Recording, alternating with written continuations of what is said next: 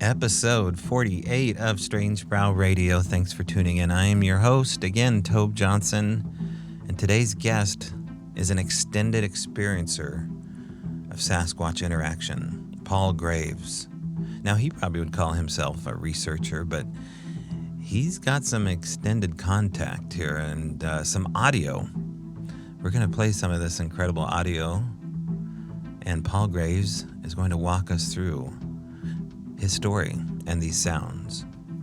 But alas, the holidays do approach, and without our sponsor Feral by Aaron, there would be no interview with Paul Graves. So this is your chance. The holidays are approaching. Yule, Christmas, Hanukkah, whatever you choose to celebrate during this month of December, make somebody your best friend and get on Feral by Aaron, E-R-Y-N, and order one of the beautiful drums, rattles, and smudge fans. Alchemy Sound Tools by Feral by Aaron. Okay, next up, Paul Graves from the cold mountains of Wenatchee, Washington. We'll be right back.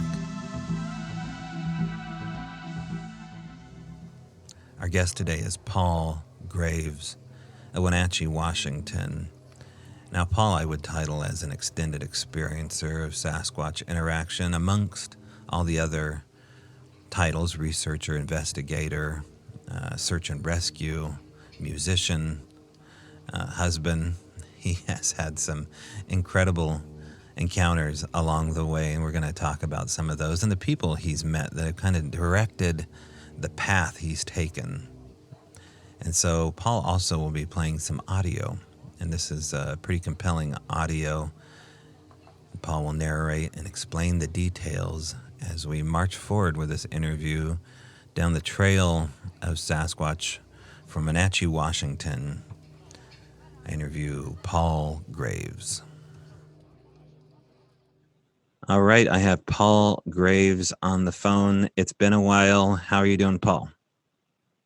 Hey, I'm doing really good, Toby. Thank you very much. Always a pleasure to talk with you.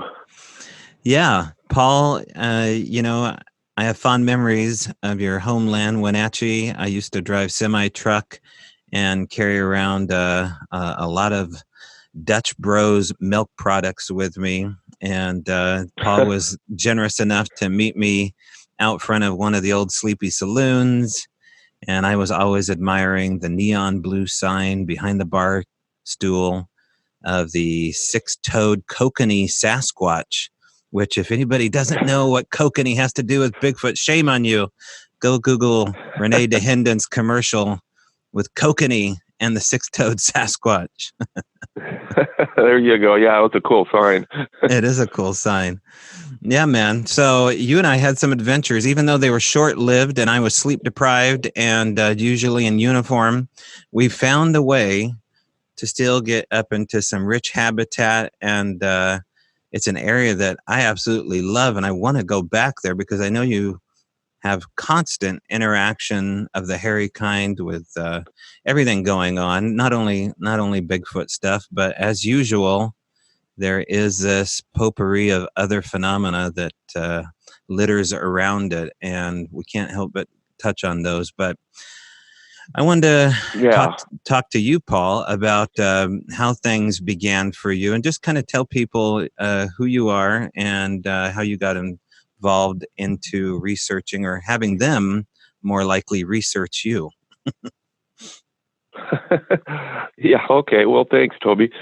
So basically, I grew up in Washington State here, and as everyone knows, Washington State's kind of basically the state in the nation for good research. There's definitely a lot of history and stuff that goes on in this state, and so I'd always heard about them when I was growing up younger. I used to in my summers up by Leavenworth, Washington, I went to a place called Camp Field. It was a church camp, and we would do overnighters. For 3 nights, we would take kids up into a whole big group, 20 kids up into the woods and sleep for 3 nights. We'd do overnighters. We'd just sleep on the ground. And so, at an early age, I started getting into the woods, and also my dad and mom, we camped a lot when I was young. And so I'd always been in the woods. And heard about these things, you know, and heard stories. Of course, I was wanting to do other things, you know, and it was always kind of on the back of my mind, you know, hearing about these things and stuff. I was and wanted to be a musician and started playing guitar and doing all that kind of stuff. But then it was really, I have to go back to about 1988 is really when I jumped into this research full force. And I was over at my sister's house, and there was a show on about Bigfoot, and she had a couple over there, friends of hers, and we were all just kind of watching the show or whatever. And at the end of the show, the guy that was sitting, her friend, just had his head down kind of, and then he just kind of lifted his head up and he goes, "Well, you know, I've seen one of those things." And I was like, "No way," you know. And that was my first local encounter that was shared to me by, you know, the guy that had seen it. And he went on to tell me what he'd seen and the whole 9 yards. I mean, this thing was crouched down. He was hunting. It was, you know, and it was October, and he'd gone off and came across this small lake tarn, and this thing was across the tarn, and it was crouched down in a crouch position. He actually put his rifle up to it, looked, and was looking at this thing, and he said it was the darndest thing ever. I mean, he said this thing was making faces and grimaces, and he said it was way, way too human to shoot it, you know, which is what any good hunter should, you know, when people go hunt for something, they should hunt what they're hunting from and not just think they need to shoot something right off the bat. So, you know, he couldn't shoot it because of the humanness of it. I mean, he literally said it was the most bizarre thing he'd ever seen, but scared the crap out of him, took off out of there. And that was my first introduction into what was going on locally. And since that time, my mom was a reporter for Wenatchee Daily World. My dad was fine arts professor at Wenatchee Valley College. So I just started doing my own local research and mainly, you know, seeking out other stories, encounters from people. And it was pretty amazing when I started digging in locally here, what I came up with. I mean, there's definitely a history here. And, you know, our history goes back to the first inhabitants. Right behind Wenatchee, basically the Cascade Mountains rise right up behind our town here, up to almost 7,000 feet, right behind my house here. And there's a ridge called Mission Ridge. They put a ski hill up there, and the old timers that would hunt up there would encounter this old looking guy, wrinkly face, hairy, that they called the Old Man of Mission Ridge. So that was kind of, and then the Wenatchee Indians, actually the name for the Bigfoot Sasquatch people was called Cholonato, which translates to night people. Literally, it translates to night people. So there again, as most Indian tribes, you know, they look at these Sasquatches as more of some type of people, hominid, whatever you want to call it, compared just to a normal type of animal.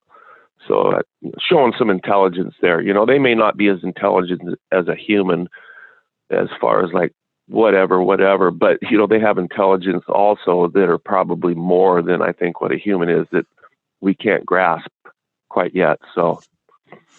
Yeah, when you're talking about mountain range behind you, people can't really grasp what you mean. It comes right out of the river drainage, and it goes into these sheer walls. You know, just beautiful. Yeah. This time, I'm sure snow-covered walls that surround Wenatchee. Yeah, pretty much. And I mean, and then the enchantments, which are a deeper part of it, is just right on the edge of Leavenworth, and there's actually glaciers up there, so it can be 100 degrees in town here, and I can look right up into the mountains and see snow year round up there. But yeah, it's literally an amazing place. I mean, the Cascade Range, you know, literally rises right up behind the town here, and there's nothing behind me until you basically get to Seattle, you know, on the other side. So the habitat possibility over here, you know, is just second to none. It's some of the best in the world. I mean, literally the Cascade Mountain Range is just an amazing mountain range. You know, they're very rough mountain range, a lot rougher like than the Olympics. You know, the Olympics has a lot of activity too. They're not quite as rough as a mountain range as the Cascades are. The Cascades, of course, are much, much bigger. They start up in British Columbia and go all the way down into California. So you've got this huge mountain range, and it's just great habitat for these things. You know, there's from one end to the other, there's reports. So, I mean, yeah. Okay. Well, tell everyone about your first clue that the phenomena was legit, Paul. Take us back to one of the first experiences you had. Well, for me, it's all about the witnesses. Mm-hmm. You know, my mom was a newspaper reporter, and I watched how she would, you know, interview people and this and that, and you know, when I started interviewing people, just down to earth, normal people, outdoors people, you know, people that are in the woods, you know, about their encounters. And then I've had also 4 direct members of my family, including my dad and another cousin that had a really good close sighting. Actually, that one was in Mexico, if you can believe that. Came right up to his car. But you know, when you have family, close family members, and then close friends that have had encounters, that's right there. That's good enough for me. I mean, bottom line, you know, I trust what my dad tells me. I trust what a good friend tells me. And, you know, early on, I got some of these reports from some of these people. You know, Wenatchee's only so big, you kind of, especially back when I was growing up, you kind of know everybody, and everybody kind of knows you. And so the word gets out, this and that.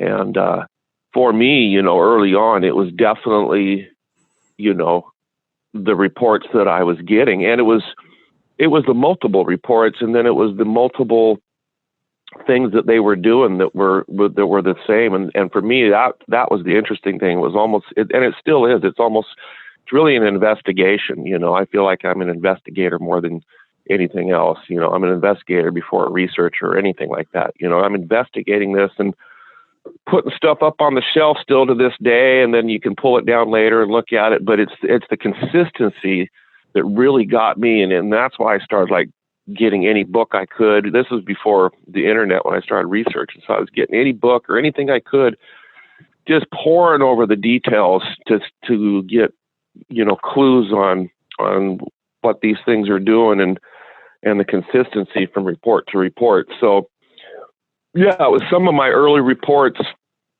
you know, definitely within the first 5 years. I mean, I was definitely sold. And the history here, and you know, it's silly. It's sillier to think that there's this one big giant hoax going around, or someone's, you know, dressed up in a suit out here in the woods. I mean, people around here carry a lot of guns. I mean, you know, it's not a good place to be, you know, jumping around in a suit or whatever.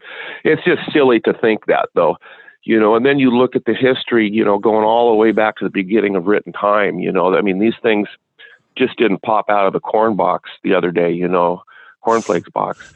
This thing's been around for a while, you know, to the beginning of written time. And they called them wild men, of course, back then. And so, you know, when you really start delving into this and looking at, people go, well, how come there's no info about these things? I'm like, because you haven't researched yet. You know, I love Renee Dawhinden's old saying, you know, if you don't know the facts, your opinion has no meaning. Mm-hmm. And it's funny because that kind of translates a lot today, even in today with whatever we do. You know, people are so quick to spout off something and then they really haven't researched. And I tell people that, and I tell, like, if even reporters that have gotten a hold of me, it's like, yeah, I want to interview. It's like, okay, well, go research for a few months and get back a hold of me. Right. Or, you know, go do your homework for a while and then get back with me. Cause, you know, there's just so much to this, as you know, and so many different aspects to it too, but definitely, you know, a lot of written history, and it's just been around for the beginning of time. So you can't just put a bad eye to that. You have to look at that. And for me, I don't, you know, I was just talking to my research partner, Josh, that why are we doing this still? You know, what is it? And it's, well, there could be many reasons for that. You know, I know that humans have different makeups in us that we don't even know. You know, they say that even some humans could have 5% Neanderthal. Well, now they're coming up with all these other hominids. Well, what if we have something else in us that we don't know, you know? I mean, think about that. Even 5 or 10%. That is a completely different makeup. It's like you go to the doctor. It's like, hey doc, can you help me with this? It's like, yeah, I'm part Neanderthal right here on this part, but how do they even? You know what I'm saying? We don't even know who or completely what we are. So I don't know. It's interesting. That could be one reason. Right. Okay. So let's go back, and I'm going to go over some of the details you mentioned here. You're a little bit like me. You're living vicariously at one point, hearing these other reports early on, but then you start to investigate, I'm sure, hotspots. Go back to one of these hotspots that left an impression with you, that you had a moment, a realization, your own personal experience. Right. Yeah. So hotspots, and there's definitely areas in the out there that they seem to inhabit more than others, and I think that all comes down to places that we're not, and that they can be. Obviously, they don't seem to be like humans for some reason, and they tend to stay away from us for whatever reason, although they're very curious about humans. I mean, that's something that is very obvious to me. But yeah, it's an area up above around where I live here that I had an encounter with early on, and it was a scream that I'd heard. Actually, was my first, like, oh my gosh, and it was close to where we were, and it was definitely something that I had never heard before. I mean, I grew up, like I said, in the mountains, been plowing around out here ever since I can remember, really young. I mean, I started backpacking by myself in the 6th grade. Our parents let us go when we were in the 6th grade, and we'd go up into the mountains. And so, I've been doing it since a young age, and pretty used to hearing a lot of different things. But that also got me when I heard this, and I had the realization that it could be something different, or, our quest. A little bit later on, I started looking into the sounds, and actually started analyzing the sounds and recording, trying to get, wildlife recordings of sounds because of the scream that I heard. And so that's been really, really something cool. And I encourage other investigators, to get a small recorder and have that definitely in their arsenal. There's ways you can look at sounds without hearing them. You can look at them on a spectrograph, and you can visually see what the sound is. So all sounds have what's called a voice print. Basically, it's like a footprint, but it's a voice print. So on a spectrograph, it's going to be a certain shape depending on what the animal or human is. And then also there's a hertz range that's associated with that shape or that voice print.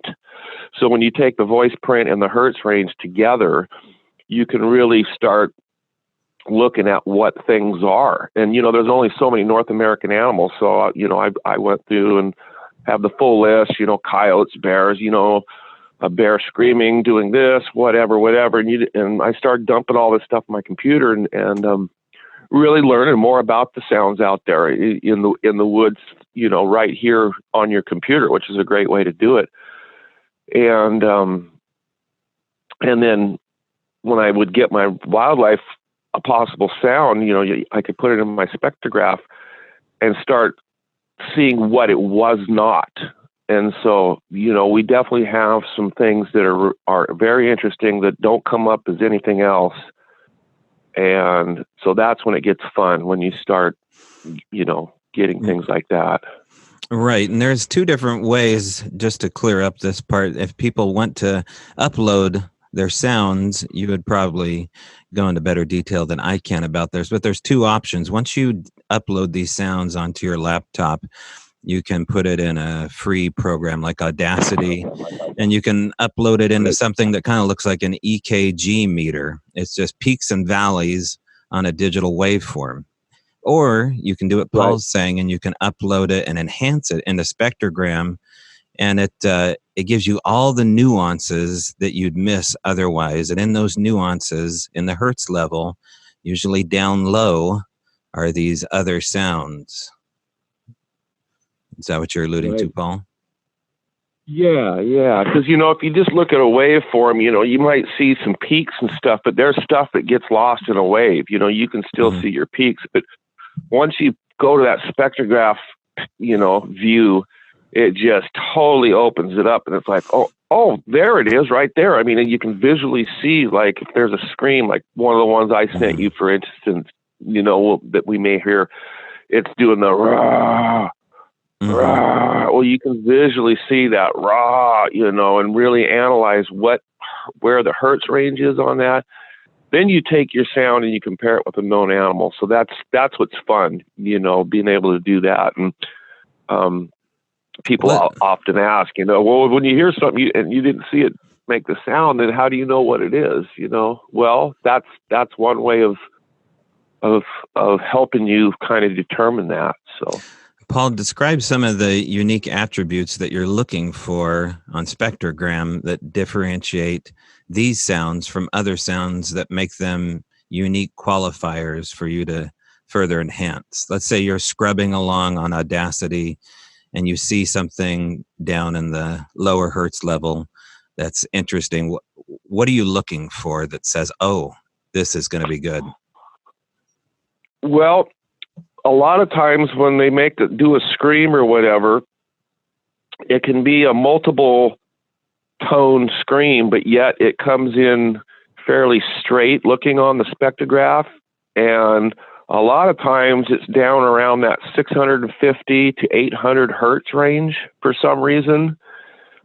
Pretty tight right in that area. And that's one thing that I found and others have found over the years. I got a friend, Dave Ellis, that does some work for the Olympic Project. He's come up with some of that same stuff. We worked together over the years on some of this sound stuff. And then there was another guy at the Texas A&M that I'd sent some sounds to a while back, a couple years back, actually. Now it was for a Monster Quest show, and he analyzed some of my sounds and came up with the same type of deal. So. Okay. So you mentioned the Olympic Project. Was that one of the first groups that you joined after these initial case studies of long-term witnesses? Did you initiate yourself through the BFRO, or how did this work? Yeah, literally I didn't think there was anybody else out there that was doing this. I knew there was a few people. I knew, like, the John Green, Don Hendon. There was a few folks out there doing it, but I really didn't think there was, a whole bunch of people. And then all of a sudden I heard about this BFRO back in like 2003, 2004, somewhere in there. Was kind of intrigued on what the whole thing was about. I was like, well, there's more people that are kind of researching. And so there was my wife actually talked to Matt the very first time, and he was putting on an expedition up here in Washington State, and it was actually over in Claylock. Well, I grew up going to Claylock, over on the Washington coast, about 70 miles north of Hoquiam, Aberdeen. Beautiful area right on the Pacific Ocean. And my dad, mom, we took us kids there. I've been going there ever since I was way little kid, my whole life, and we still go there every year. That's just someplace in my heart that I love, and it's a beautiful area over there. But he was putting on an expedition, and so I signed up and went over, and I met a bunch of other people that were into researching Bigfoot, and that kind of blew me away just in that aspect. So that was my first introduction to meeting some other people. But it was cool, and it was an exciting expedition, the first one or whatever, kind of being new or whatever. But then time went on, I kind of realized that the whole expedition thing really wasn't necessary. Although it'd be okay to get a group of people to go out and go camping or whatever. That's kind of what I look at. When you say expedition, field research, I like to use the word field trips or field research. Expedition is kind of a big name. It's like, oh, we're going on an expedition to go search for this monster. And yet really in reality, and this is something that I totally know, and I totally believe, if you want to see or get close to a Bigfoot, just go camp normal. Don't look for him. I mean, Bigfoot will definitely find you if he wants to. So, I tell people that a lot. It's like, you don't need a big expedition. You just go camp with some good friends. You eat some good food, make it a happy camp, be predictable walking in and out of your camp. Try not to walk all over the place. There's certain things you can do to draw them in. And of course, me being a musician, my whole life, ever since I was a teenager, I've taken my guitar with me into the woods. I mean, it's just part of my camping gear. Let's just say that. And so, using that as an attractant also seems to have definitely worked over the years. So. Right. And you mentioned camping happy, and happy camp is certainly a hot spot. Maybe that's why it implies that there's laid back folks there for them to come spy on. So how long did it take you, Paul, to get your head around that? Because so much of our brain is wired that somehow we're the ultimate observer, the ultimate predator, for lack of a better word. Yeah. How long did this journey take you to kind of relax and observe and be observed? It took a number of years, and part of that was just through the reports, and what are they doing on the reports, and putting all those, and once you start getting into the hundreds and of listening to these, you start picking up these details, and everything it all clicked on on what these things kind of are capable of, and kind of the way to approach it. Then seeing other people's, experiences and what happened with them. And it came pretty apparent on really, the things to do. And like I said, and other people talking to me and relaying what they did. Like, for instance, this guy, a witness named Jim Henry, that I actually wrote a song about, and we had many, many great talks, late night talks, and his outlook on, because he had many encounters with his Sasquatch that was living near his property over in the Hump Tulips area of Washington State. And anyone know that area? They're definitely over there too. I mean, that's just, it's one of those areas that you get multiple reports, over years and years, and some of his encounters were really quite intriguing, and the way that he approached the whole thing, and he knew early on too, even though these things were hiding or whatever. And and this is something that I totally believe in too. I really believe that a Sasquatch can feel out a person's personality, I guess, for better or worse. And certain people have more encounter, and other people don't. That's just something that I've seen over the years, and definitely something that I believe in. Myself, I'm like really open, and I have a lot of stuff happen for something. And my research partner too, Josh, it's just crazy. And I'll go out with other people and like nothing will happen sometime. But, certain people, I don't know, there's channels open within them or whatever. And certain people seem to have definitely more stuff open to them, I guess. I don't know how to say that, but you've seen that, I'm sure, over the years. Sure. Let me ask you about that specifically. You said that they have capabilities. What do you mean by capabilities? What are exactly they capable of that may surprise folks?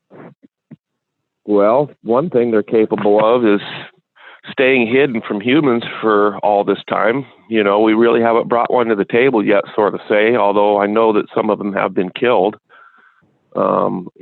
We could get into that whole thing.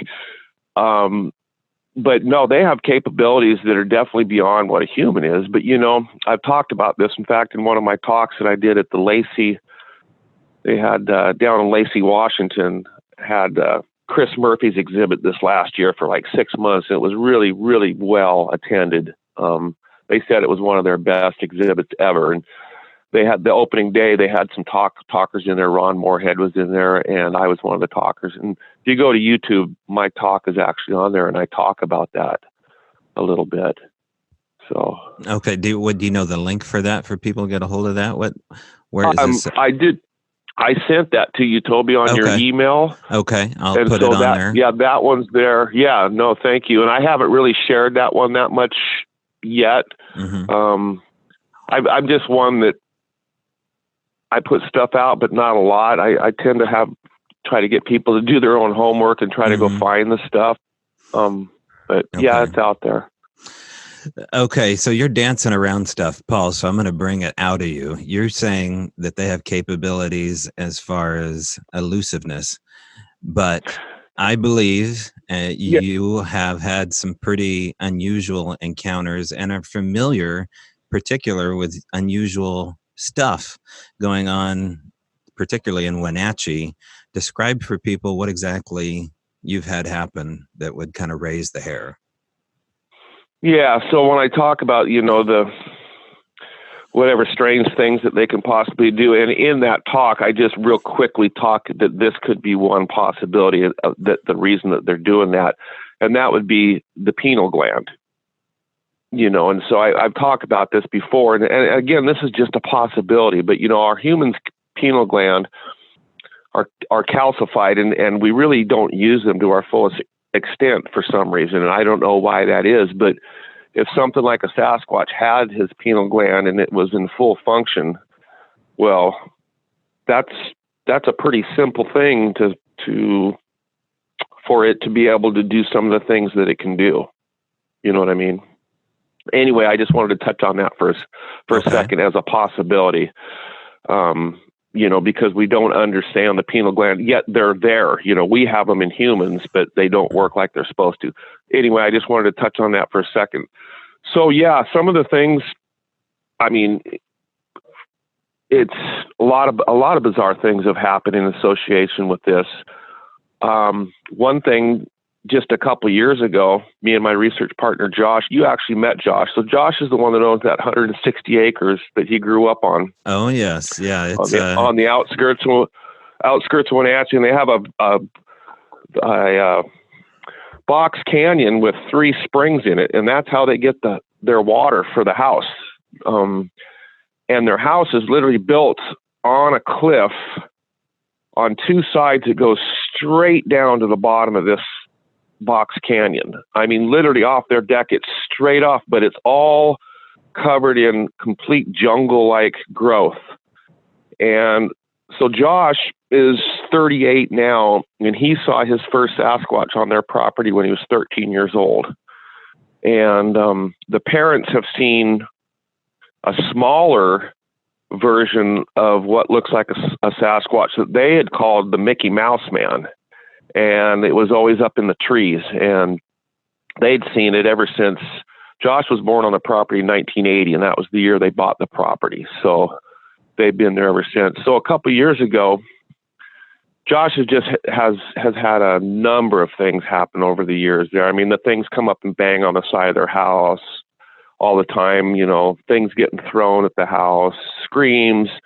I mean, everything associated with what we think is a Sasquatch, happens around his property. But we were up there a couple of years ago, and it was October 30th. I think it was either Halloween night or the night before. And we'd walked up. So he has one of the oldest orchards, a small highland orchard that backs up into the timber. You've been up there. And we walked up to his orchard above where the house is. And it's a pretty steep road up there. We got up there, and we immediately heard something over on the other side of the orchard, and it was banging, and like footsteps, banging on wood knocks, huge wood knocks, all this stuff going on. And so I had my night vision, and I'm looking over there, and we started making a bunch of noise back, started banging back. And this thing, it banged, then it banged, and then all of a sudden we heard like what sounded like a really good growl. I mean, there was definitely something over there. So we're looking at all this, and he gets his phone out. And I'm like, we got to film this. We started filming, and we're filming through my night vision. We're trying to see something. And then right up above us on the sky, right, coming right over the top of the trees, here's all that we can describe as a UFO. And we got it all filmed.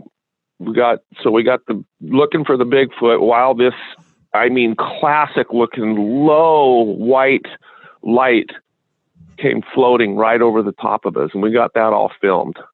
You know, again, I'm not putting the two together. It was just odd that happened at the same time. You know what I mean? Describe the light for people. Bright white light, real slow moving and really super low. Mm-hmm. Large, small? Pretty large, pretty large. Not huge, but it was good size. Okay. But it seemed smaller, low. Smaller than a car, bigger than a bus? Probably a little smaller than a car. Okay. It's silent? And it was silent. Yeah. Mm-hmm. Right. Yeah. And how soon did you see that light after you started initiating a reply from what you thought was a Sasquatch? Like within the first couple minutes. Mm-hmm. Yeah. It was probably 5 minutes after we'd started encountering the sounds, and then that happened. So then right after that went by, the mama screamed right up at the end of the orchard. I mean, just a classic Sasquatch scream, you know, the high pitch. And to us, it was like, and when I say mom, I mean, that's just at the back of my head saying, you know, that there was like maybe a youngster or something playing up there, and the mom called it. And because I've had reports that type of thing before, like kids, the younger ones seem to be messing with people or whatever, and the parents seem to be back or whatever. And then she called it in is what our thoughts were. But yeah, I mean, that was the clicker on it, hearing the scream, you know, with everything else going on, the bangs and the knocks, and then the light, and then the scream. So. And what was Josh's reaction when he saw that light? About the same as mine. He was just like, whoa, you know. It was pretty surprising. And but you know, up at his place, a lot of stuff over the years has happened up there. So again, it was surprising, but not hugely surprising. Right. Cause here's a guy immersed in it. So I was wondering if it was less surprised than yours. Yeah, probably for him, maybe a little bit, but it was still pretty cool just because of everything that was going on. I mean, you know, kind of in conjunction. So. And then what's up with this Mickey Mouse man, excuse me. So that's this smaller, upright looking creature that the parents have seen a lot up in there. Josh has seen it a couple times. I think his brother saw it once or twice also, but just a history of it, this small looking whatever up in the trees, and it would always usually be up in the trees. So my thoughts are maybe it's a juvenile Sasquatch. I don't know. You know, that's what Josh thinks it is. But the parents, you know, I actually talked to both of them, and they both confirmed that they had seen something like that over the year, and that was the nickname they gave it, was the Mickey Mouse Man. So. With no reason, there's no connection to Walt Disney. I'm trying to figure out why they came up with that name. I think it was because they said that it looked like it had like these small little ears. Okay. On the side of its head. Okay. Yeah. Alrighty. But again, you know, it's something that they don't know what it was. I mean, it was definitely not like they said it looked like a small little, kind of like a person, you know, but climbing the trees. And the spring, like I said, the water to their house is all pipes that are literally shoved into the mountain, you know, and there was a history of something messing with the pipes. The pipes would always get yanked out. Josh was always, as a youngster, having to go up there and fix the springs. And I remember reading reports from even back in the John Green days, you know, of people of that happening to them, you know, their springs getting messed with. Springs are super important for an animal like a Sasquatch, especially over here in this drier country. So, and this particular piece of property, you know, no one ever goes in there. It's all private, and then their property is actually backed up right to national forest. So, I mean, it's one of these changeover pieces of land, as you know, that can be close, but that are literally off limits, you know, that no one ever goes in there. And it's super steep. I mean, it's hard to hike even back in there. I mean, it's just like straight up and down. Well, you've been back in there, so it's like going into Tora Bora in Afghanistan. It's almost the same terrain as like, you know, a war footing in, you know, somewhere a Navy SEAL would turn his head and go, nah, I'm good. I mean, it's pretty rugged. The firefighters, when they fight, when they're in here, they're just like, it whips their ass because it's steep country. It really is. Right. Okay. So Josh isn't that far from you. So it must be, I mean, you have prime real estate with a long-term witness, or as I call him, extended experiencer. And so you have access to where they are. I mean, it's less than a 15-minute drive from your house, if I remember correct. Is that about right? Yes. Yep. Okay. Yep. So, I mean, you can, 15 minutes. You can grab some Wheaties and you can head up into prime real estate and hang out with the phenomena here. Along the way, after, you know, Josh warms up to you, his family warms up to you. Was there any interesting aspects to their family dynamic that says that this phenomena is basically messing with the whole family line? The genealogy, does it go way back? I mean, how deep does this rabbit hole go with Josh? Well, it goes right back to the beginning when they first bought the property in 1980. And that was the year that he was born. So Josh has 3 other brothers. So there was 4 brothers that were brought up on the property. His other brother, Ben, also was with him when he had his first encounter when they were 13 years old. They had guns with them and they were messing around back there, and the parents took off, and so they crept back up to the upper spring there, and they were just sitting there, and this Bigfoot come right out of the spring. I mean, like right in front of them, and it took 20-foot steps going up the embankment up towards the orchard in front of him. I mean, he was just blown away. But since that time, he has gifts brought to him also. It's really bizarre, or, you know, at least that's what he thinks, you know, because like, a couple months back, right where he parks his truck, right where his door is, he went out there and there's this beautiful polished rock that was definitely not from around, you know, anywhere around there. And it was right there, like right where he would see it getting into his car. I mean, it was just right next to his door. So, you know, things like that he just make you go, you know. His binoculars, things that get moved, tools that, you know, because he builds trails. He's a big mountain biker too, and he's built some mountain bike trail on his property. Tools getting moved around, things like that, you know, just odd things.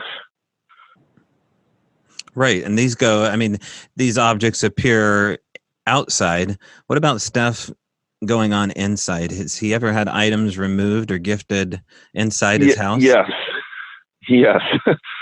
So they had this one room and they had a freezer in it, and they would always keep a lot of different kinds of food in there, and it would always get raided. It was kind of on their back porch carport area. It was a covered carport, and it was underneath there, and something was coming in and stealing food out of that. For years that happened, and always blame it on the kids or the neighbors or this or that. And, you know, now Josh puts all that in perspective and realizes there was probably something else going on. So right. And it was an unlocked freezer. It was just, anyway, when he first told me that, you know, I didn't say anything about it to him, you know, because he would just tell me things that happened, you know, over the years. But, you know, that's another report that I've heard that's happened a lot, you know, the people's freezers on farms getting raided. So it just shows you, you know, these Sasquatch are definitely opportunists, and they're utilizing more resources than people realize. People are like, well, they're the king of the forest. You know, they don't need to, why would they be coming into town into a dumpster? You know what I mean? Right. Well, there's more to it. You know, the Russian book that another good colleague and friend of mine, John Andrews, who actually moved to Wenatchee, by the way. John's been researching for over 50 years. Great guy. John Andrews. Yeah. You ever want to maybe do a show with him? He's another good, really down to earth, grounded researcher. Writing it down. He talks. I'm writing it down. Yeah, he talks now. about. Okay, he talks about Dmitry Bayanov. He's friends with Dmitry too. And over in Russia, I don't know if you've read this, but there's a book that's been translated by Paul LeBlanc. But in Russia, there's accounts of these Bigfoots when they get like they live on the edge of these villages over in Russia, and the people are very aware of them. But there's actually reports of the older ones getting so old that they finally just give up, and they actually come into the villages and are turned into servants for the people, because the older Bigfoots now, it's easier for them to live. And so I don't know if you've ever heard this, but it's pretty crazy. I've heard old stories about Sasquatch seen coming into town. Even here on the Oregon coast near the town of Hebo, there's legend of Sasquatch wandering through town, and people just kind of like, you know, watching the whole thing occur. Yeah. Right. But could you imagine that, a Bigfoot coming into town and just kind of giving itself up because it's so old, and now it wants to be kind of cared for, and so it kind of turns into a kind of a half servant, but the people feed it, you know, and there's actually a relationship with these villagers and these Bigfoots that apparently is happening in some of these remote locations in Russia. And so you have to wonder, does anything like that happen over here? Like you said, I mean, do they get to a certain point where they're all almost reaching out to us for some help, you know? And so that when you think of it that way, you really got to look into the brain of the Sasquatch and go, wow, what are these things? You know, it's like, what is really going on here? Right. And okay. I mean, we went through some of the details of the more interesting attributes of Sasquatch and their ability to avoid humans, in some case at all cost. And now we're describing them coming up to Josh's house and leaving shiny rocks. Some of these things, I imagine, are happening in broad daylight periodically. So what is going on? What's your opinion about how they do this? How do they avoid human contact? And do you think it's just purely a physical explanation? You know what? I'll tell you what, Toby, I keep a super open mind on all that, because as you know, there's a lot of different camps out there, you know, one way or the other. And if you look at all the things that these things are capable of and have done over the years, you have to look at all the things. You can't just turn a blind eye on one thing, but look at it another way. You have to look at all these things. That's the way I was taught anyway. You know, being a citizen scientist, you have to look at everything and then really ask yourself, you know, what's going on here. I keep an open mind, and, you know, the answer is I really don't know. You know, that's one of the tough questions on this thing. The capabilities of why, and really what are they? Because, you know, you do get both sides sometimes, you know, just when you think you got it figured out, then all of a sudden these things do something. It's like, well, gosh, you know, if they're really, like some people, you know, they can pop, you know, there's a vibrational thing. Like some people say, you know, they can appear or disappear. Well, you know what? I don't know. I'm not going to shoot someone down for saying that, because I don't know. You've never witnessed it, Paul. Well, what do you mean? You mean just disappearing in front of me? You mean, or? Well, anything that confused you as far as it being just physical. Have you ever seen anything like that specifically? Well, yeah, my latest encounter, I'll tell you what, about 3 weeks ago, I basically got run out of the woods. Okay. So I went up to this area, and the reason I went up to this area is because this family got a hold of me here. And this family was camped at this area this August and had an encounter. Now this guy, he's backpacked. He's a real avid outdoors guy, but he had his family and his dogs, young kids, everybody up at this particular area, up above a certain area, about an hour outside of Wenatchee. Really one of my main research habitat areas. It's up in the Cascades, near the Cascade Crest, up near the crest of the Cascade Mountains. So they had an encounter. They were camped in there, and this thing had come into camp and was literally running and banging and screaming all the way around their camp, to the point that they were freaked out bad. And they literally packed everything up and left. Well, the kid had his phone and was playing a video game on his phone or whatever, and there was noise going on, and he just happened to click off a photo, and they came back the next day, but they looked at the photo, and it was between these trees, and there's something peeking out from this tree. I mean, definitely, absolutely on this photo. I mean, I didn't send you the photo. I'll send you the 2 photos. Well, the next day they went back because they were so upset about what happened. You know, this guy's never been run out of a camp in his whole life like this. And they lined the trees up exactly where they got the picture the night before, and there was nothing there. I mean, absolutely nothing there, you know, on the tree. It wasn't like a log sticking out or whatever. So there was something there, you know, absolutely. Well, this guy also found a small teepee structure on the outside of camp, and he had told me and John about it. Okay, so I'm getting ahead of myself. So anyway, I went in there to camp. So I talked to this guy for a long time, and he told me everything that happened. They got out of there, got the picture. So I was like, well, I'm going to go up there. And I'd been up there before. This is an area I know. I know exactly where they were at. So I decided to go up there. And this was early November. And it had been storming and everything else. I mean, it was cold, nobody out. And I drove up there all by. Josh was supposed to go, but he ended up not going. And it was like, I'm going. So I ended up going. Got up there. It was just miserable up there. I mean, it was literally bad weather. Most, you know, no one would ever camp, you know. Of course, here I am, you know. So I set everything up, got a tarp out, put it over my Jeep, got my tent set up, got my little table out, set up, actually started cooking dinner, cooked up some turkey meat. I was going to make some tacos, whatever. I just got done cooking up my meat, and right in front of me, just over to the left, there's a small little creek, and across the creek there's a bunch of timber, and I'm standing there, and all of a sudden this huge tree just came down right towards me. I mean, I watched the whole thing.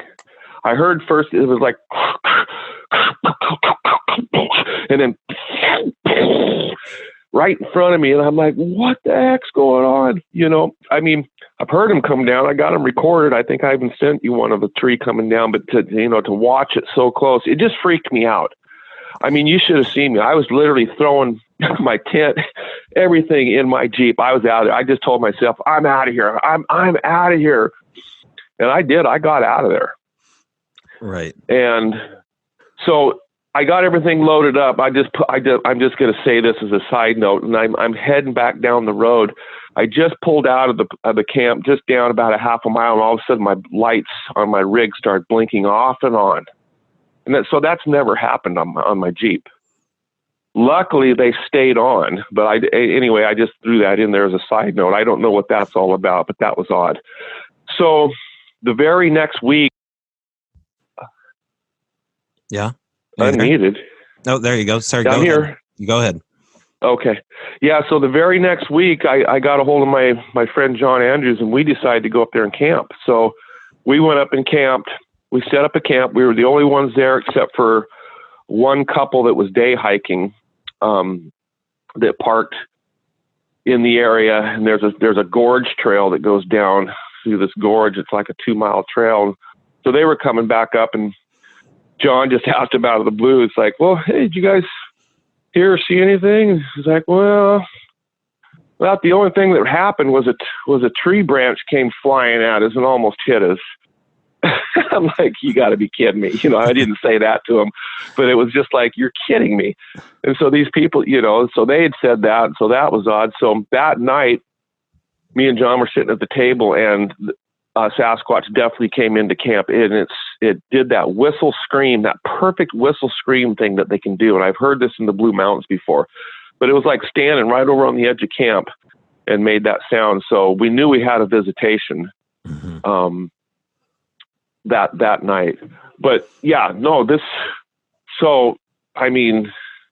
well, let's play some of this audio here, because you sent me some clips, and in particular, the one that struck me, well, there's 7 clips here we're going to play.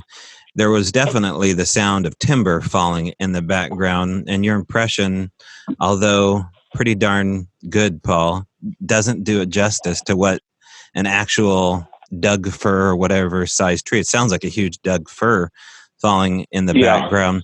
So help me help you here. We have a couple of clips here, and they may be mislabeled here. So the timber falling one, is that the DB cut boost, or is that the cabin camp one? I'm trying to figure out which one to play for folks. We have the extended howl and the extended whoop. I want to play the timber one. So let's play the. You mean the one where the tree got knocked down? Down? Right. Why don't we play the? Let's play the DB cut boost and see what we got. And if it's not the timber falling sound, then you can explain what it is. So I'm going to go ahead and play that. I think.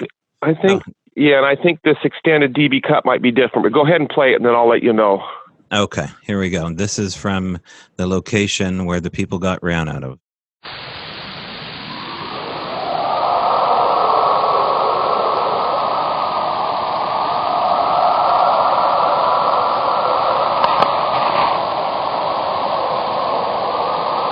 Okay, so I just played the clip, but you're unable to hear it on your end. Is that right? That's right. I could not hear it. Okay, so that was the DB cut boost extended. That sounded like a really huge roar in the background. Oh, okay, yeah. So that's one that I got up the same area as where the people were camping, but about 10 years before. Okay. So this one's I've had for quite a while. Yeah, but same area. Okay. Well, let's do this, Paul. Let's cut to commercial here, and I'm going to fix this technical glitch. And at that point, you'll be able to appreciate these sounds along with the audience here. So, with us again is Paul Graves in Wenatchee, Washington. We'll be right back. This year, make it a Feral by Aaron Christmas or Yule. Imagine above the hearth an empty sock. Stick a Feral by Aaron rattle inside that baby. Underneath the tree, what do? I don't know. He or she loves interesting alchemy sound tools. Oh my gosh. Get an elk-hide drum, or bearskin drum, or deerskin drum.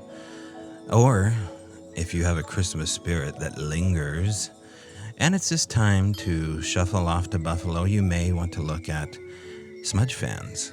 Feral by Aaron has beautiful, crafted museum quality, and I mean that, alchemy sound tools. That's at Feral by Aaron at Etsy.com.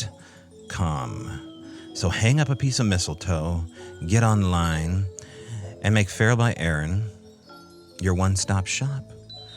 Strange Brow Radio wishes you and all your family a happy holiday, a beautiful Yule, and a Merry Christmas.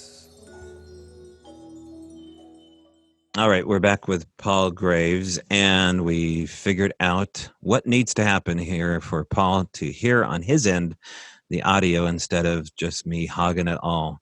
So I was alluding to, and you were telling people about this giant tree that fell, and I listened to these sounds previously to make sure that they were cleaned up and ready to go. So this was the sound, and now you'll be able to appreciate it and tell us more about it here. Is titled Wood Knocks and Tree Knockover. So let's play that one. Okay.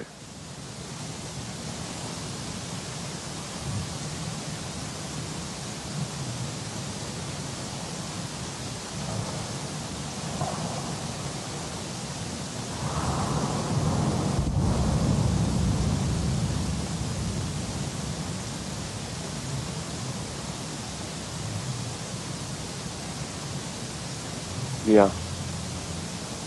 Okay, let's play that last part again here. Play that again.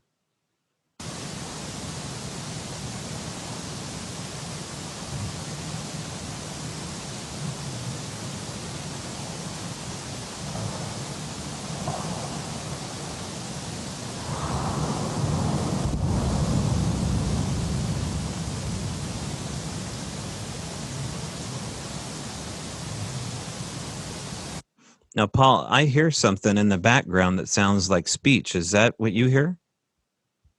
Yeah, there's a couple things going on in there that I can't figure out. But yeah, it sounds like a wood knock or two right before the tree gets knocked over. But then there's also, some weird stuff in there that I can't quite figure out.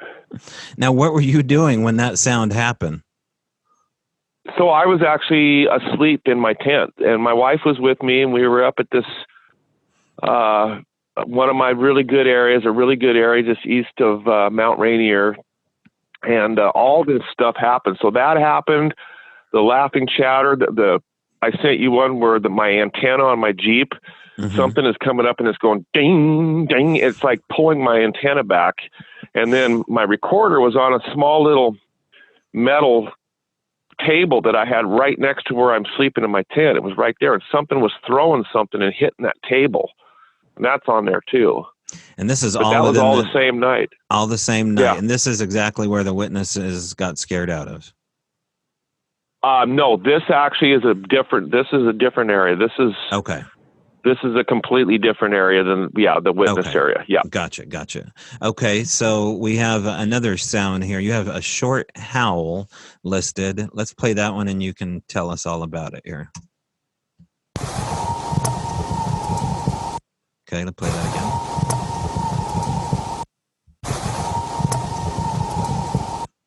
Okay, tell us a little bit about that sound. Is that the one, I think, from the Olympic Mountains? I think that's the three-toned howl. Okay, and then you say 3 tones because you can see that on spectrogram. Is that how you know that? No, actually, you hear it. So it goes, it does the whoo, whoo, whoo. So it does 3 tones. But when you look at it on a spectrograph, it's all perfectly straight on the spectrograph, right around that 800 hertz. And what's odd is I talk about, this is one of my talks, but I took those sounds and I'm like, well, what are those? Because I'm a guitar player. So I got my guitar out, and they were actually a 1-4-5 progression. So it was actually 1 4th note, 5th note of a major scale. I thought that was interesting. Yeah, I've heard that before too with wood pop sounds, as though they do that same scale as far as, I guess, the amplitude of the pop. So in the same manner that you just did that scale on the hertz level, the popping sounds seem to go in 3s. That's known. But then there's this increase, the slow increase of amplitude of, if we're going to call these wood knocks or wood pops. Where do you Where do you stand with what wood knocks are? I totally think that they do it somehow off their body.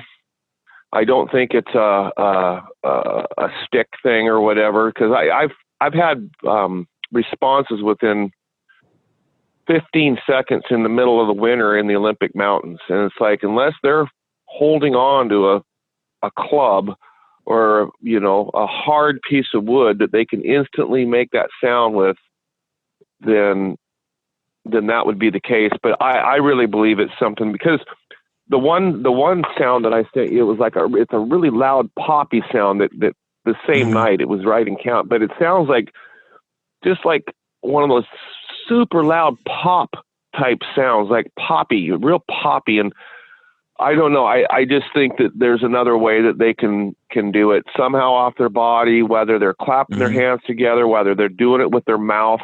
I don't know, but I think there's just more to it than just taking a piece of wood and banging on a tree, for them anyway. Their way of making the sound. Right. That's my thought on it. Yeah. I know we're getting into the weeds here a little technically, and only the Sasquatch nerds are going to dig these these tangents Yeah. that I'm going to go on, but that's okay.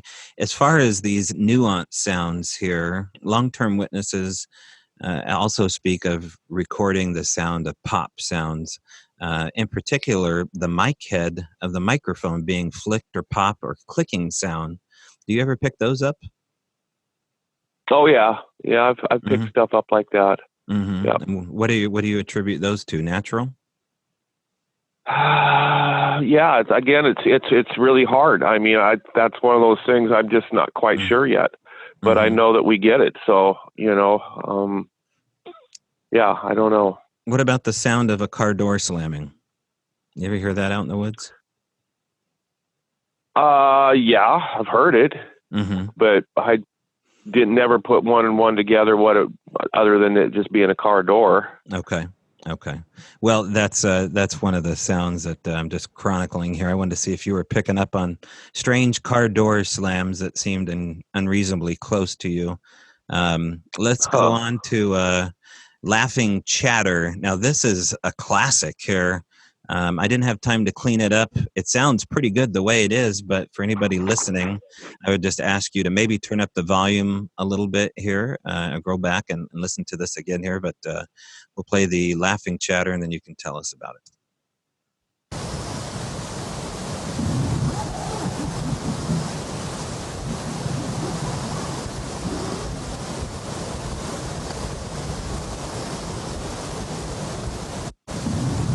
Yeah, it's pretty short.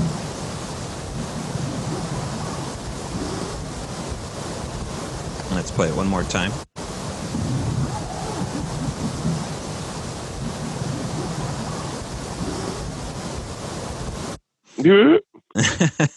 Now it has kind of like almost like a zipper laugh quality to it.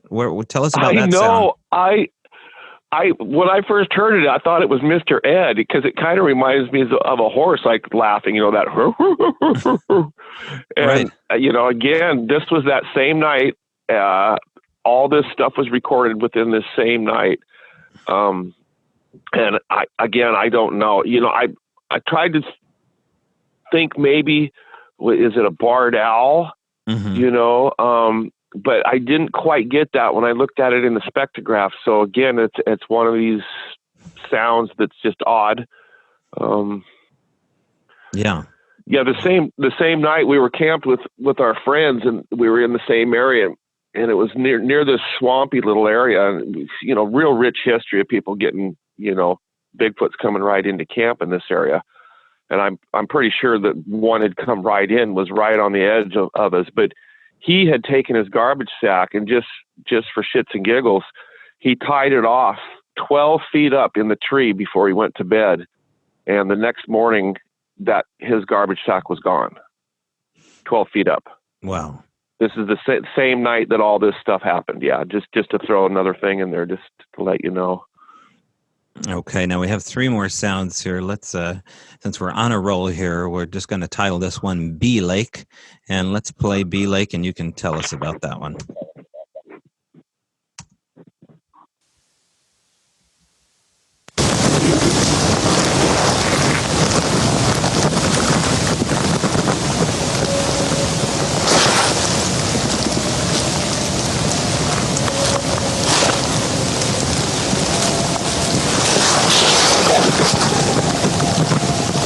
Oh man.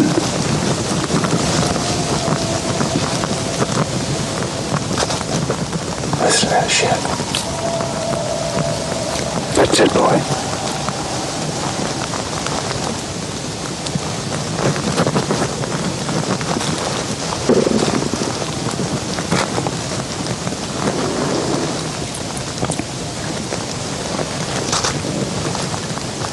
Yeah, that's pretty much it there. Okay, describe what's happening there, Paul. Okay, yeah. So sorry, this is one that I kind of hurried and sent it to you, and I didn't really get a chance to clean it up as best as I'd like to. But I was with my research partner John Andrews on this one. This is one of our main areas we go. It's at the lake south of Mount Rainier, and So we were in our camp, and there was about 4 of us in there, and I kept walking out to the road back and forth because people were talking back at the camp, and I'd walk out to listen. And there's a big swampy area out there in front of our camp, and I walked out there, and this thing started going off. And so I ran back to camp, got John, you need to get here right now. He ran over, grabbed his recorder. So we both ended up recording this, but it was your classic, like, to me, multiple Bigfoot going off type sounds. I mean, the scream, the screams, but then also almost like a talk whistle type of scream thing too that they do. There seems to be like this whistle scream that they can do. Really strange sound, very, very strange. So yeah, I mean, it was, we were lucky, I guess, to get some of it on there, but you can hear us talking a little bit there.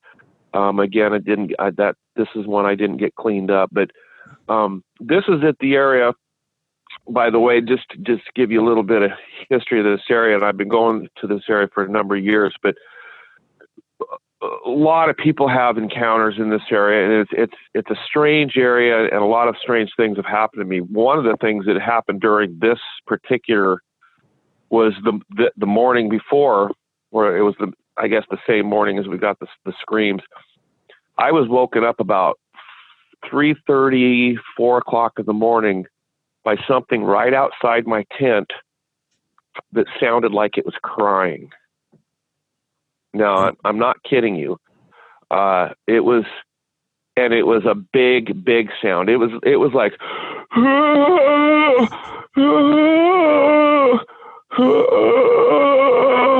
like that. I mean, and another guy was in there, another guitar player, friend of John's, was in the tent just next to me, and I go, "Hey, do you hear that?" And it was like I was woken up out of a dream. I thought I was in a dream, so I actually started talking. When it was doing this, I went, "Yeah, what?" And then I started listening to what it was doing, and then I just became terrified. It was like, I'm not going outside my tent. And I yelled over to the other guy, "Hey, do you hear that?" And he goes, "Yeah, yes."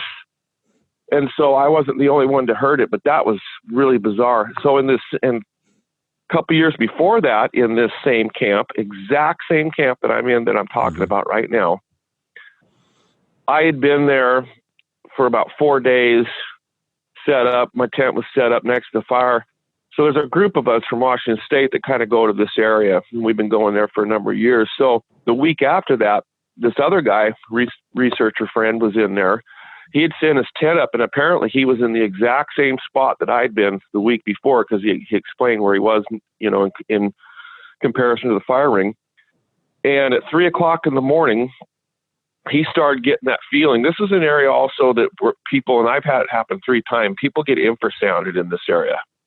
I don't know if you want to call it infrasounded or zapped or whatever, but literally, I've been so terrified one night in this one area that I vowed I'd never go back. And I talk about that on YouTube. I talk about it a little bit, but this happens to a lot of people in this area. And where was I getting with before that? We were talking about the thing coming up to me. Well, we were speaking specifically about this place east or south of Mount Rainier. I think I know where you're speaking of. I mean, it has several different names to it, and it is one of the more odd locations as far as geography and Sasquatch. Yeah. Yeah. So I know where I was going with this. So basically, this guy was camped, and he about 3 o'clock in the morning, he started getting that feeling like he was getting zapped or whatever. Mm-hmm. So he started tightening up his body and everything. He's laying in his tent, and he just said that something was right outside his tent, and it went, "Paul, Paul, Paul."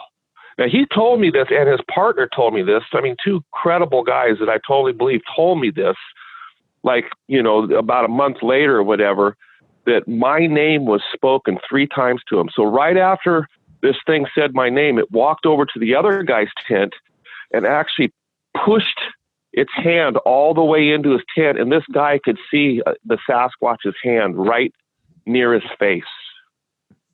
Mm-hmm. So that happened. Yeah. Paul, are these? Let me ask you this: Are these are these the type of people? Are the Sasquatch? Yeah. Oh, for sure. Yeah. There's no doubt. Yeah. Is that hard for you to Absolutely. say? I mean, are you comfortable? No, I'm totally comfortable with that. Like I said, we as humans have, Mm-hmm. I have Norwegian descent, and I'm Norwegian, and some peoples have 5, 6, 7% of Neanderthal or another type of hominin, and that they don't even know. So, yeah. Even in Dimitri's book, I'm actually reading Dimitri's new book, The Making of Hominology, and I think it's a really good book. I'm not all the way through with it, but he talks about the different aspects of where we're going with this, and what we don't even really know how human being, where we come from, or where our name came from, or what we really are. You see what I'm saying? It's there's all these things that are still really unknown with this whole thing, that I just keep an open mind on it, and I think we're going to find some of these answers the more that we get into all this. Now, do you think that they knew your name, or do you think that they were imitating someone who has said your name and learned it? What's your opinion of that? Well, that's what I'm wondering. I don't know, because you talk about the car door thing, slamming, and we've often said that, I think they know a certain car door, or whatever. It's like, oh, that's Jimmy, or whatever. I don't know for sure, but yeah, again, Toby, that's one of those strange. I think more than likely it was an imitation from someone calling my name, because I've been in there so much. But yeah, it's almost like you feel like they know who you are personally on a personal basis. It's kind of like, that they're trying to communicate to you personally. And of course, this has happened in another area of mine where all the stick structures appeared right over my one-man tent. That whole thing. And I sent you the paper to that. There's a paper that's published on Canada website, Sasquatch Canada's website, that talks about that. So that was another whole encounter that just blew this whole thing out of the water for me when that happened. Okay, let's talk about that, because I know a little bit about it, but let's take people through the Cliff Notes version of what you're talking about. So basically, there's another area, one of my other main research areas. This is not the one near Mount Rainier. This is actually closer to home here. And it's an area I've been going to for many years. And there's a lot to this story. It really kind of is complicated on some of the things that happened. But basically, been going to this one area and started having, the first year there was just a stick stuck in the ground right where I would park. And when I'm always the first one back in there in the springtime. No one goes back in this area. And there was a stick stuck in the ground on this pretty hard dirt. And I was thinking, well, that's kind of weird how that got stuck in there, but it was right where I park. The very next year I was in there and I decided to make a new camp area on this flat shelf area that where no one had ever camped. I had to break some tree branches out of the way to get my one-man tent in there, and set up camp, played music a lot, played my guitar a lot, did what I usually do, the whole 9 yards. Came back 2 weeks later. Well, there was something that happened in between that time. And, I might as well talk about it, because like I said, I kind of have to look at everything, although I didn't really talk about this for a while. But so I'm also a volunteer for Chelan County Search and Rescue. And there was a lady that went missing right up in my area. I mean, literally, within a half a mile away from where my main area is that I've been going to for years. And I'd been there the 2 weeks before at my camp area, and then all of a sudden got the news that this lady was missing up there. Well, one of my best friends is the lead climber, and so I called him and I was like, "Hey, I need to get in on this search." So I got on. For one day, I was there on the official search. They were all up there, and we grid searched certain areas. And right as soon as I got there, I started hearing some of the stuff that was going on. And one of the strange things was the dogs were not getting any hits anywhere. And so they had some of the best dogs in the world in there. I mean, from Snohomish County, they had some really good dogs in there, and they weren't getting nothing. And I thought, of course, that's strange. And then one of the guys was saying, well, yeah, we heard some strange whistles down in this one area. And so I didn't say nothing. I'm just keeping this in the back of my mind. And then we grid searched this other area, and these two guys were going to go up and climb this little nub and just kind of look around up there. So while we waited, and they climbed up and they came back. The first thing they said when they got back, they were like, well, yeah, we got up there, but we got there and we started hearing what sounded like, I don't know, it was like wood on wood. It was kind of like a wood banging sound. So they're telling me this, and of course I'm not saying anything. I'm just listening. And so that went on, and then at the end of the day, still nothing's going on. Well, the one search guy did say, he goes, well, the only place my dog got interest, was 3/4 of a mile back the other way, and on this trail. And so they decided, well, let's just go back. We'll grid it. It was taped off, so we hiked 3/4 of a mile back, about 15 of us, and there was tape on the tree there where the dog had got the hit. And so we decided we were going to grid search in about 100 yards, but the vine maple there was so thick, we made it like 50 feet. It was just like a tangled mess. It was like, there's no way. So this lady that went missing, she was a mushroom picker. She was actually a world-renowned mushroom lady from the University of Washington. She'd very well-known lady. And her car was parked right, where I'd been 2 weeks before or whatever, and her metal mushroom picking pail wasn't found. She had a walking stick that wasn't found. Nothing to this day has been found, by the way, of her. So anyway, so they ended the official search the very next day. I was in there on a Saturday. The Sunday they called the search off. They'd already been in there a week. Called the search off. Couldn't find her.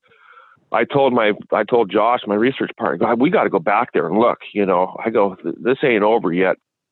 So we went back that Monday, just two days after I'd been there, and we hiked. I wanted to go back and go deeper in on that grid search that we did because, I felt we could still find something. So I went back right to where the tape was on the tree where we had grid searched, and I turned around and looked into the forest and went, oh my gosh. And here was this brand new, huge 20 to 30 foot tall teepee looking structure. I mean, absolutely was not there 2 days before. And I walked over to it, and there was a tree. It was about a 4-inch tree that was broken off, and it was jammed upside down in the ground right there. And I was just like, oh my gosh. And so we looked at that, photographed all that. Definitely it was something new that was there. Then we ended up going back down to where I usually sleep on my new camp area. And I was completely blown away that there was like all these stick structures right above where my one-man tent was. There was an arch that was almost the same height as my tent pole. I mean, it looked like my tent pole, but it was a alder branch that doesn't even grow in that area. It was brought up from the creek, and it was stuck in the ground. There was a branch going off the top of that was weaved to these other two trees. One was a cedar and one was a Doug fir. That those two were weaved and tied together like with this beautiful knot. So I have all this documented. And then in front of where my head would have been was this small teepee structure, like I always had found before, with the horizontal stick going through the keyway to hold it tight. And then all these other little sticks stuck in the ground. And then another tree that was weaved at the base of my feet. I mean, literally surrounding where my one-man tent had been was all this stuff that appeared. And I mean, it was so directional to me that it was just like, you know, I told my wife about it. She's like, well, I think they might like you or something. You know, I mean, that was her first impression. But, you know, for all this stuff to happen within a 2-week period and appear. And so I chronicled that for 4 years, all that stuff stayed in that one area. And this is an area that gets 10 to 20 feet of snow a year. And that even that little teepee stayed up, other than getting smashed down a little bit. Yeah, just stuff that makes you go, you know, I mean, big time. Yeah. You know, so I believe that they manipulate stuff, you know, but they got to be doing more stuff than just be out there leaving tracks, you know, in the forest. I mean, obviously there's more to these things than that. And I believe it's a type of, it's a communication / art. It could be, you know, a type of a gift or whatever. You know, I don't know the whole reason why these things are made or what they are, but I just feel that it's just something that, and I do have reports. I got one report of a guy seeing a Sasquatch and visually take a branch and bend it into an arch. He was fishing on a river and this thing peeked out from the trees and it was taking the branch and it was bending it over into an arch type. He actually saw a Sasquatch, you know, bend a branch in an arch. So, I mean, they have been witnessed doing that. But, you know, I mean, they've got to be doing more stuff out there than just leaving footprints in the ground. And I believe that the stick structure thing is a viable part of this research, you know. So, well, let's talk about this missing mushroom picker. Do you lay blame at all on Bigfoot for this? Well, I don't know. I'm not gonna. That's a tough one. It really is. Now, there is a history of, and even up this particular area that I'm talking about. There was an Indian lady in the 1800s that was taken by a Sasquatch, and for like up to a year, and then somehow she got let go and came back, and I don't remember if she was pregnant or what happened, but she soon died soon after that. But that was up this particular same valley that I'm at now. And so the Indians do have a history of what they call these things being cannibals or whatever. You know, I don't know the relationship with the Sasquatch, with the people and what they do, but, you know, if they are closely related to us, then there's probably, just like humans, you know, there could be nice Sasquatch and there could be meaner ones, you know, which makes sense. I mean, but have you ever seen, I don't know. Have you ever seen other things out there, Paul, or reports of other cryptids besides Bigfoot that may take the blame for this? I mean, if we're not going to put it specifically on the fact that, unfortunately, she got lost and died and hasn't been found yet, if there's some other responsible party here, are there reports in Wenatchee of other strange, anomalous creatures? Not really. You know, Washington State is... And, you know, I hear other researchers or whatever think there's dogmen or whatever, and this or that. And other than lake monsters, you know, I know there's definitely a few lakes in Washington State where definitely some Lake Chelan definitely has something in it. Guy saw, you know, the 3 hump with the neck, the whole 9 yards just outside of Manson. He lives in Manson. He owns a restaurant there, and he saw it right out his kitchen window. So I know there's lake monsters.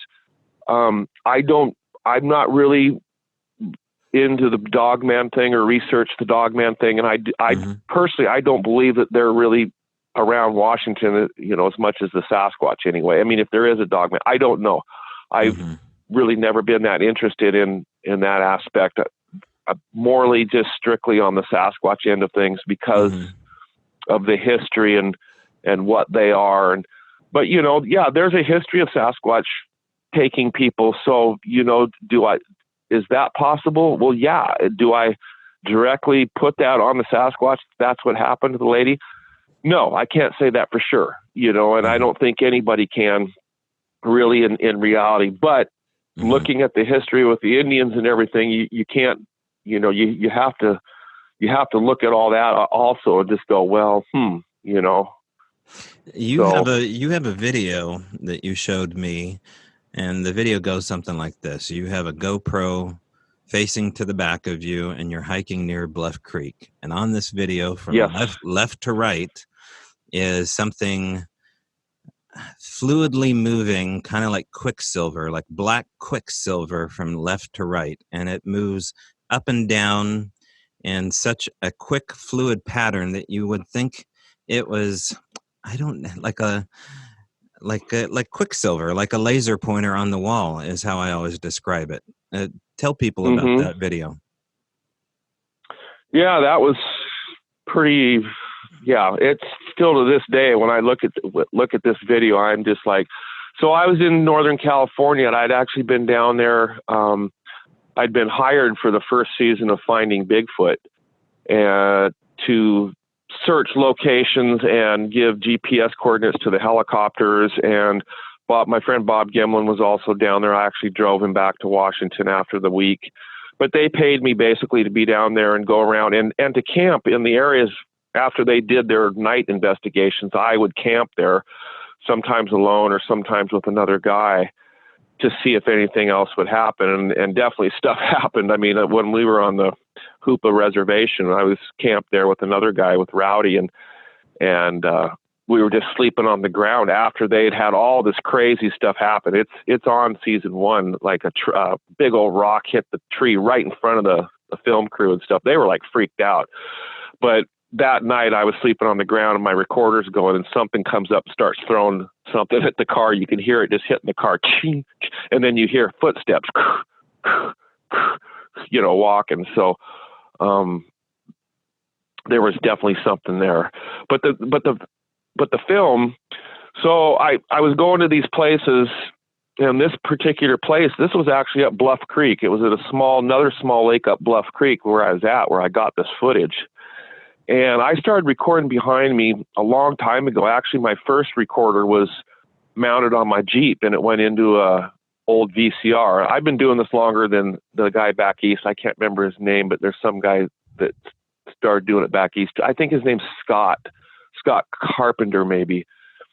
Anyway, I've been doing it years before he had started doing it, but I was doing mine off the back of the Jeep. And so then I started doing like you said, the small GoPro. I actually had a contour camera, and it was mounted on my shoulder backwards. And what's funny is I got into this area and I got a flat tire.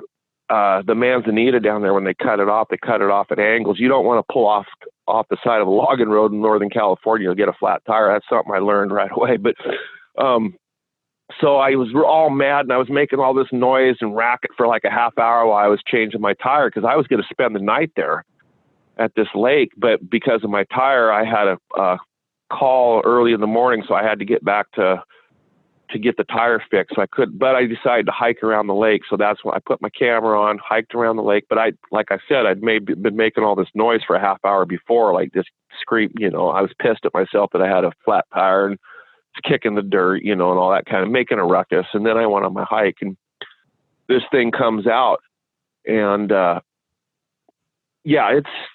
it's bizarre because it's as fast as it's moving.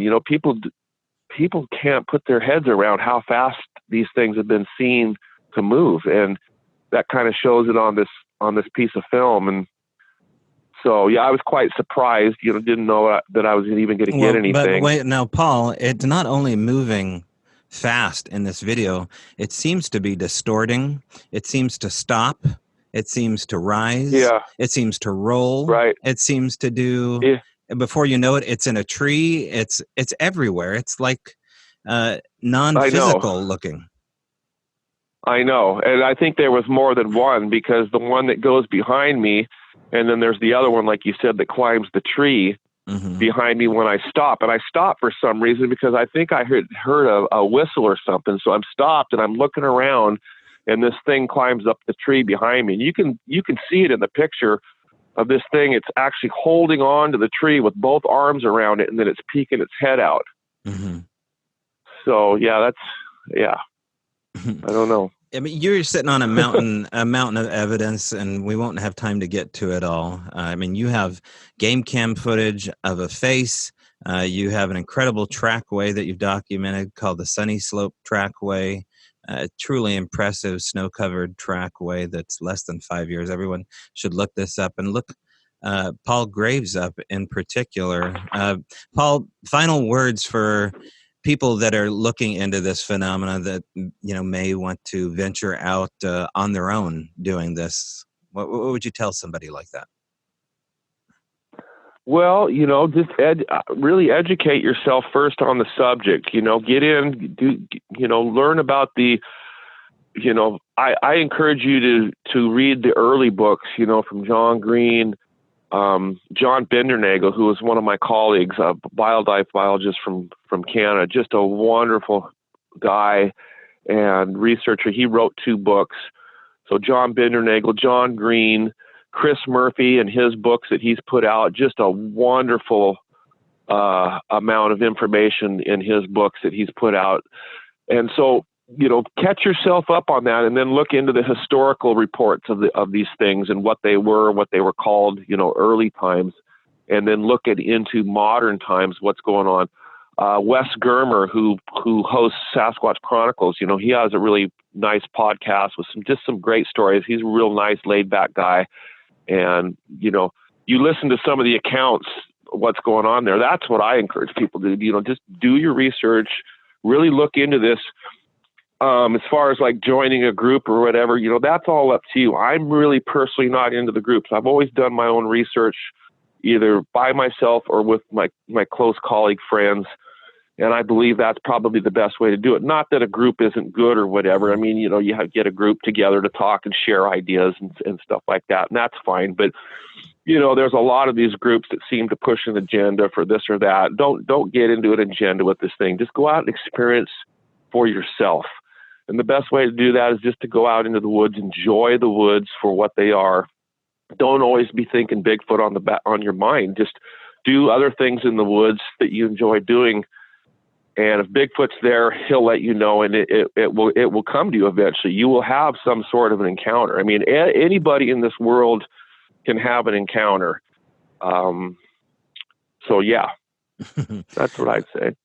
Good advice. What about anything coming up in 2020? Are you going to be speaking anywhere? Can people find you if they want to meet you? Yeah. So last year I got invited to the second annual Oregon Bigfoot Festival in Troutdale, Oregon, and I played some of I also have written a whole album of Bigfoot songs, and you can find a lot of my songs on YouTube. By the way, I have my own YouTube channel, Paul Graves, and you can Google some of my songs. But I was invited to play, and I actually did a little talk too. And there was over 7,000 people last year that came through the Bigfoot Fest. One day, 7,000 people. In fact, they outgrew it. It was at Glen Auto Park there in Troutdale, but they outgrew it. So now they're going to be moving into the fairgrounds for next year. So it could be really, really big next year. But I was invited back to that next year. So I'll be speaking or playing some music at that. And I think it's in, I can't quote the date. We'll have maybe Toby, we can look that up and put that on your site, but that will be coming up. All right. I think Oregon they just Bigfoot right. They just announced something on Facebook about that. So I don't think they have a date lined up yet, but I think in January 2020, you can look that up. Okay. And, there'll be something announced, and Paul will be there. Yeah. Hey, Paul, I appreciate your time coming onto the show, and we'll be speaking soon, man. Yeah. Thank you, Toby. Yeah, thank you very much. I appreciate it, Toby. It's always a pleasure to talk with you. It was good to chat, and thank you so much. You bet. We'll talk to you later. All right, that was Paul Graves of Wenatchee, Washington. And thanks, Paul, for playing and providing some of that beautiful audio. It takes you right out into the field with you, which is always a nice moment there. And it might be something I go back and try to fiddle with myself to see what we can glean out of that. You know, any field audio that's played on this show can be rendered, downloaded, and toyed with on programs like Audacity, which if you haven't messed with that yet, I suggest, I should do a podcast just directly on marrying audio together to programs like Audacity or GarageBand and how to clean it up. Maybe we'll do that down the road. And I know just the voice, not only Paul Graves, but David Ellis would be a good resource for that. All right, I have an email in here from a listener and a follower of Mike Patterson. a friend perhaps of Mike Patterson as well.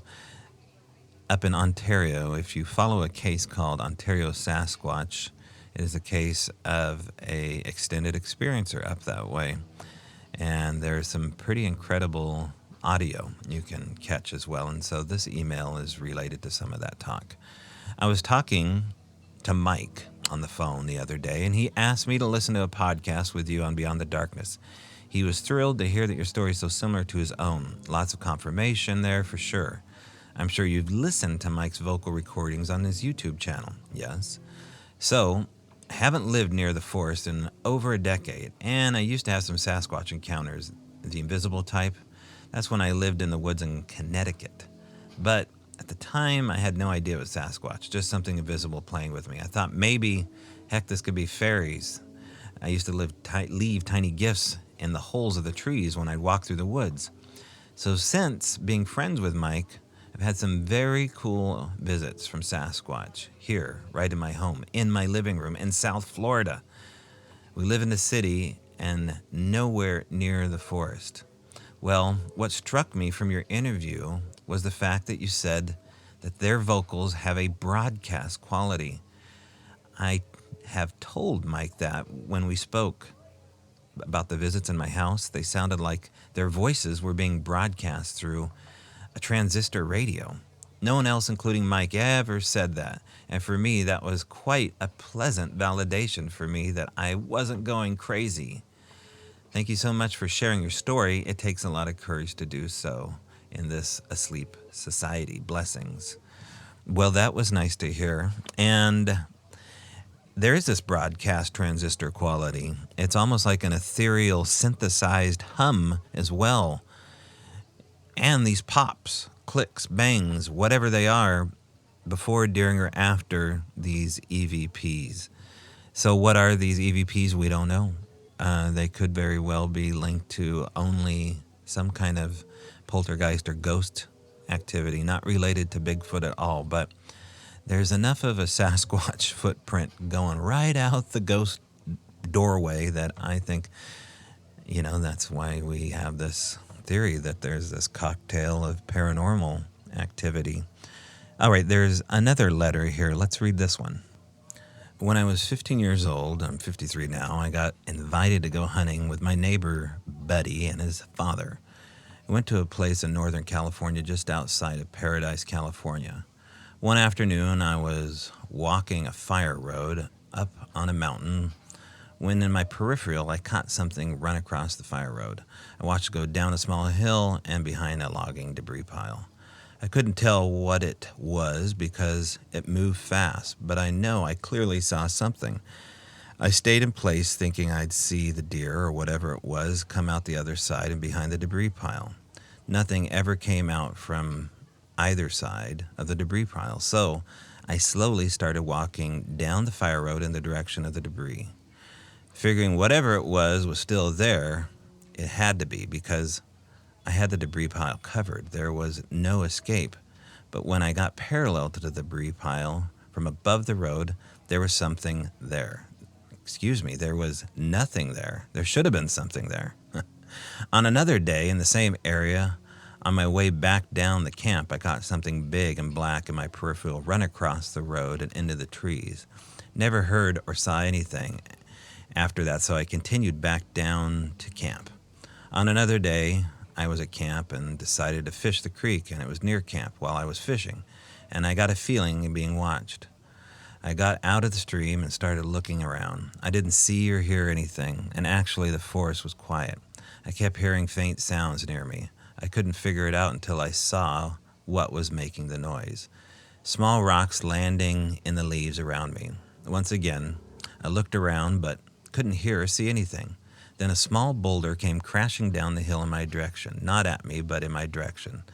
That was enough for a 15-year-old. I went back to camp and told nobody.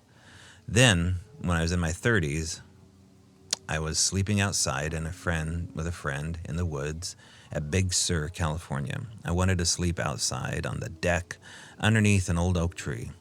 Early in the evening, as I was laying there in the forest, it got very quiet. So I waited.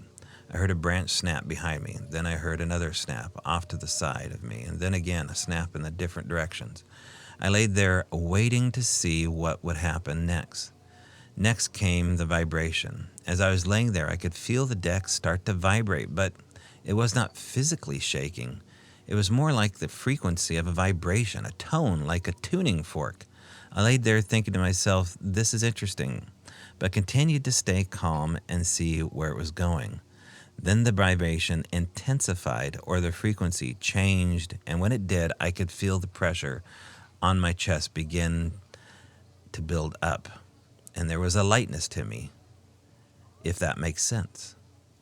Well, when that happened, I got scared, and at that moment I did, it all stopped, and all the sound and all the force returned.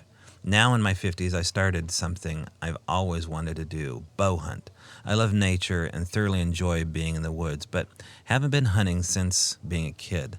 My first season hunting is when I experienced the footsteps I already wrote about to you. What was interesting about that is that evening I was in my tent tossing and turning. I could not fall asleep. It was a little after midnight when all of a sudden, out of nowhere, I heard footsteps coming straight at me from outside my tent. I yelled out, "Who's there?"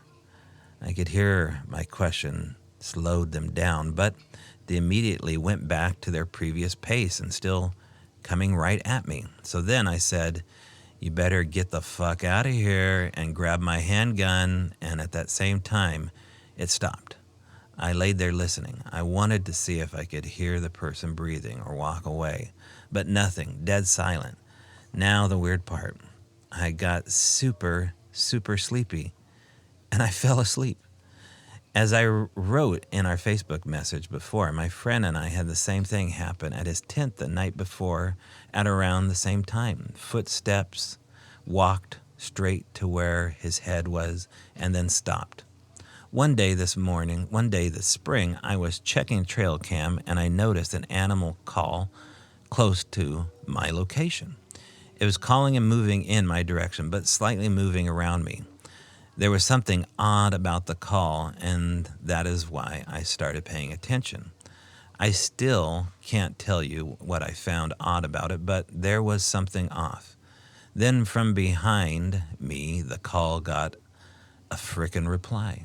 The reply was loud, but super loud, and it was close. I could feel the reply inside of me, like huge lungs pushed out the reply. Then I heard the calls move away, and that was it.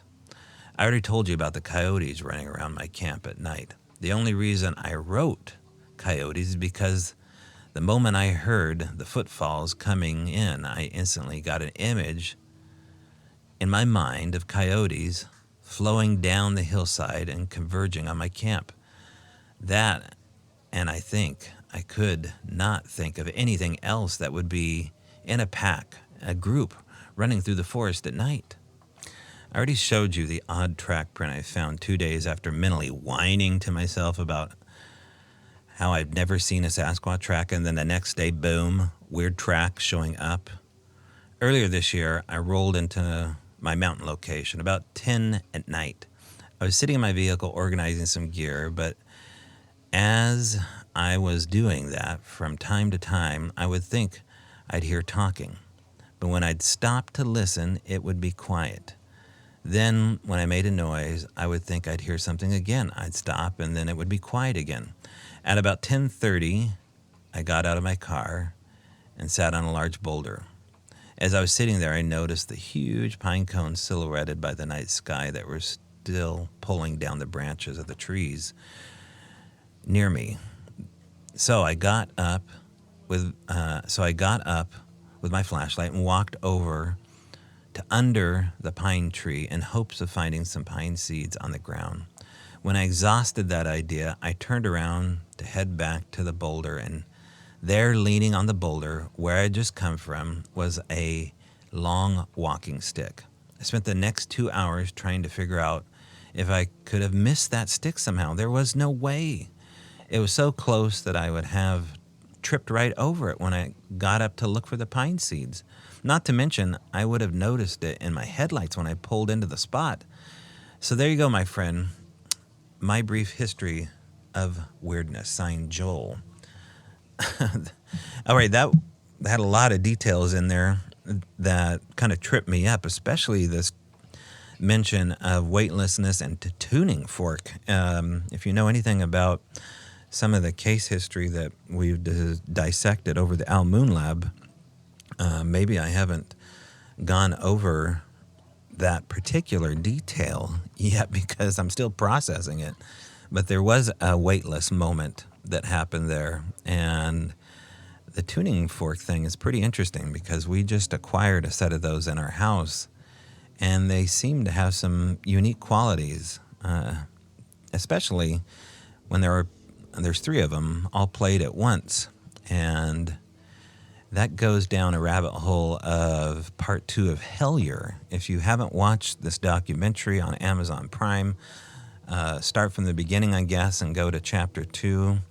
There's this theory about 3 tones being played at once, and strange activity happening while you're playing these tones. And anyway, there's a story there from a witness that sent me back down a rabbit hole of my own.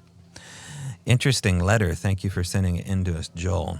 And hope to get more letters like that. If you would like to get in touch with me, you sure can do that at strangebrowradio@gmail.com.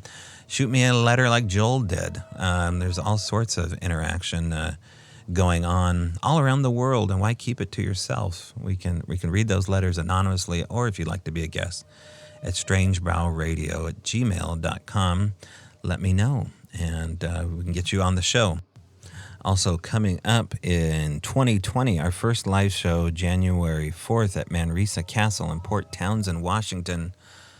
Paranormal researcher Mary Bethune. I'm going to sit down with her for the first time in the library. There's 2 cozy fireplaces, by the way, in this extended library in this haunted castle. If you haven't looked this up, go on strangebrowradio.com. There's a link immediately to everything going on at Manresa Castle and our first guest in the history of the castle. Mr. Eisenbeiss, I think, still roams the hallways along with a black fog, not a flog. That would be even weirder. There's some kind of black mist or fog roaming through the hallways. And so Mary Bethune is the perfect guest to have come talk and interview in the castle on January 4th, 2020. Book a room. You can go on the castleinpt.com or just type in Manresa Castle and come on out. Make it a post-Christmas present to yourself for 2020. And we'll be filming that for patron members. So if you'd like to see the show yourself, you can do that. We're going to air the episodes on patreon.com/strangebrowradio. This is your place to watch video, extra video content, and extra podcasts for a low monthly subscription. And the book is coming along. The Al Moon Lab, Chapter 1, is in its final draft. So by the end of the year, that will be finished, and then we will make that available probably by February or March, to be realistic about that, for one of the first conferences, which I believe is the Oregon Ghost Conference in Seaside, Oregon, where we'll be at. Okay, that's the show, and I will see you next week. And I will also see you in the trees.